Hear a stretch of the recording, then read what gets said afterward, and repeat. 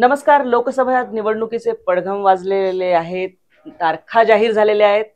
पुण्यामधून जर आपण विचार केला तर पुण्यामध्ये अद्याप महाविकास आघाडीचा उमेदवार जरी घोषित झाला नसला तरी भारतीय जनता पक्षाने जी दुसरी यादी जाहीर केली होती त्यामध्ये पुणे लोकसभा मतदारसंघाचाही समावेश होता आणि मुरलीधर मोहोळ जसं अपेक्षित होतं पुणेकरांना एक नाव बरेच जण चर्चेमध्ये होते, बरीच नावं स्पर्धेत होती. तथापि मुरलीधर मोहोळ जे पुण्याचे माजी महापौर राहिलेले आहेत त्यांच्या नावावर शिक्कामोर्तब झालेलं आहे. अण्णा, तुमच्या पक्षामधून सुद्धा म्हणजे बऱ्याच जणांची तयारी चालू होती. जेव्हा तुम्हाला निश्चित वाटत होतं आपल्याला त्यामध्ये पुढे मिळेल असं? नाही, आमच्याकडे थोडीशी एक पद्धत वेगळी आहे. आमच्याकडे स्थानिक पातळीवरती निरीक्षक येतात, माहिती पदाधिकाऱ्यांची कार्यकर्त्यांच्या भावना काय आहेत याची थोडीशी माहिती घेतात, ती राज्याकडे पाठवतात, राज्य केंद्राकडे पाठवतात. एक प्रक्रिया आहे, त्या प्रक्रियेचा भाग होतात, तो झाला. काही आमच्याकडे सर्वे सुद्धा केले जातात पार्टीमध्ये. त्याच्यामुळे इच्छा होती का तर होती, पण मी कधीही स्वतःहून व्यक्त झालो नाही की मला निवडणूक लढायची आहे, मला तिकीट द्या. मी कधीही भेटलो नाही. मी मुंबई दिल्लीत कोणालाही आमच्या नेत्यांना भेटायला गेलो नाही की मला उमेदवारी हवी आहे. शेवटी पक्षाला माहिती असतं, नेत्यांना माहिती असतं. त्या ह्याच्यात आम्ही 3-4 लोक होतो, त्यातलं कोणाला तरी एकाला मिळेल एवढं नक्की होतं. आणि मग ते कोणीतरी एक असेल म्हणून मी, असं मला वाटतं. मुद्दे काय वाटतात तुम्हाला यावेळी? कारण काय की गेल्या वेळी तसा बापट साहेबांनी राखलेला एक कसब्याचा मतदारसंघ होता आणि त्यांचं एक आपलं तिथे होतं. कोथरूड मधला जर आपण भाग बघितला तर कोथरूडमध्ये सुद्धा भाजपाचं बऱ्यापैकी प्राबल्य दिसून येतं. खडकवासला असेल, पण एकंदर काँग्रेस आता महाविकास आघाडी म्हणून उमेदवार देणार आहे. शिवसेनेची जी फळी एक तुमच्या बरोबर होती ती तुटलेली आहे. महाराष्ट्र नवनिर्माण सेना कशा प्रकारची भूमिका घेईल अद्याप काही स्पष्ट झालेलं नाही. या सगळ्यामध्ये तुम्हाला आव्हानात्मक वाटतंय का अगदी खरंच सोपी लढाई आपल्यासाठी आहे असं वाटतंय? मला वाटतं मी बोलण्यापेक्षा लोकच आता बोलत आहेत. मी गेले 4 दिवस फिरतोय शहरातल्या सगळ्या भागात, माझं काही ना काही निमित्ताने जाणं झालं. तेव्हा लोकच बोलत आहेत की निवडणूक एकतर्फी आहे. आणि जसं त्यांनी महाविकास आघाडी जरी केली असती तर आमची महायुती आहे. आमच्याकडे आज राष्ट्रवादी अजितदादांची आहे, आज एकनाथ शिंदे साहेबांची शिवसेना आमच्याबरोबर आहे, आमच्याबरोबर शिवसंग्राम आहे, आमच्याबरोबर रिपब्लिकन पार्टी ऑफ इंडिया आहे आठवले साहेबांची. तर मला वाटतं आमच्याकडे सुद्धा मित्रपक्ष आमचं जर पाहिलं तर खूप शक्ती, आमची ताकदवान अशी ही सगळी महायुती आहे. मला अडचण वाटत नाही आणि खूपच एकतर्फी निवडणूक होईल. मी अजिबात राजकीय बोलायचं म्हणून नाही बोलत, वास्तव आहे, तुम्हाला 4 तारखेला कळेल. पण मला असं वाटतं की पूर्ण निवडणूकच एकतर्फी आहे. तुमच्याकडे एकूण हे बघता मोदी साहेबांच्या सभा काय मागितल्यात तुम्ही किंवा काही चर्चा? ते अजून काही त्याचं नियोजन आहे, कारण आता पहिल्या टप्प्यातलं नियोजन सुरू होईल. आपला टप्पा खूप उशीर आहे, 13 मेला आपल्याकडे होईल. पण अजून तरी काय त्या संदर्भातली चर्चा नाही.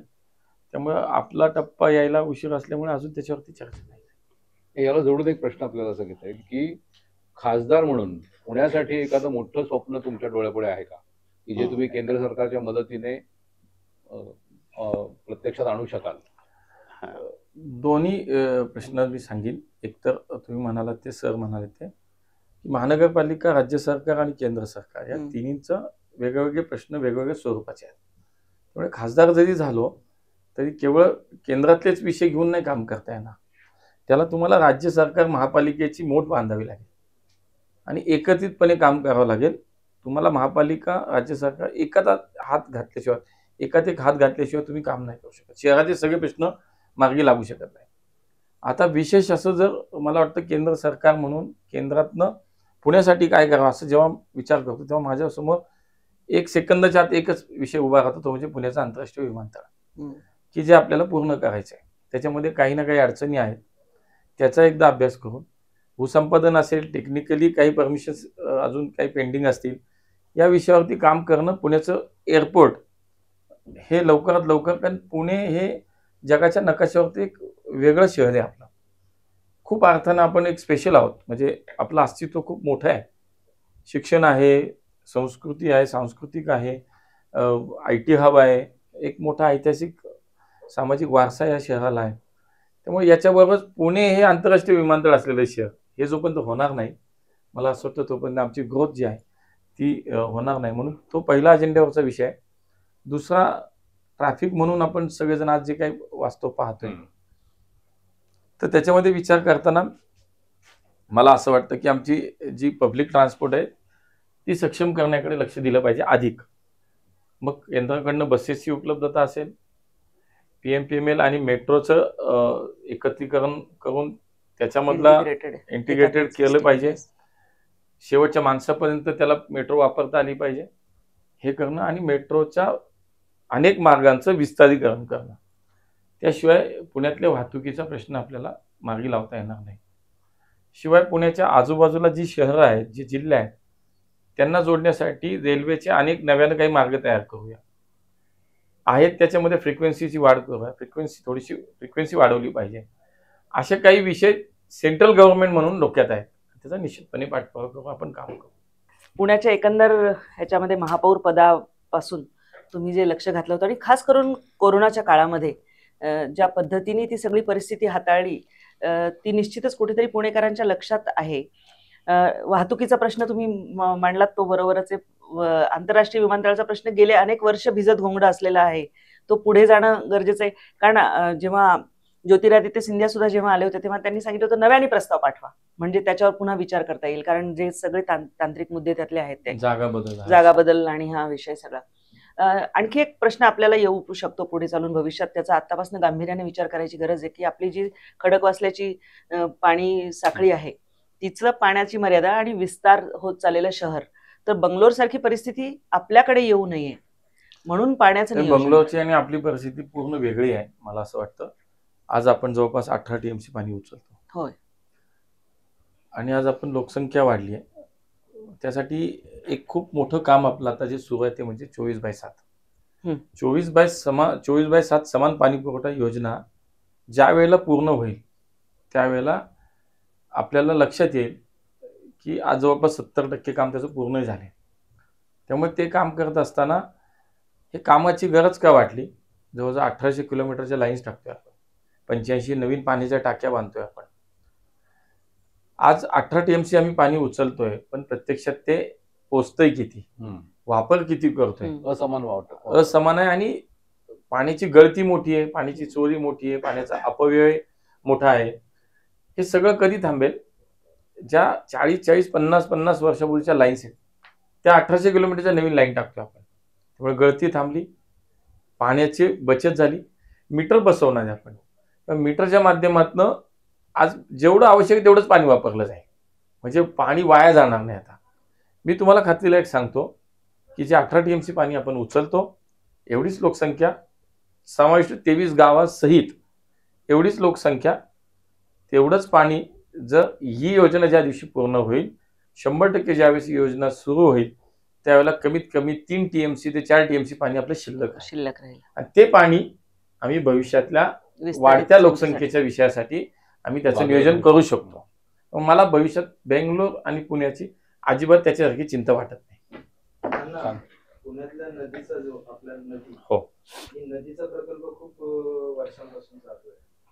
त्यातलं जे सांडपाणी ते काय अजून कमी झालेलं नाही, आणि ते किती दिवस अजून 2 प्रोजेक्ट चालू आहेत आपल्या नद्यांमध्ये.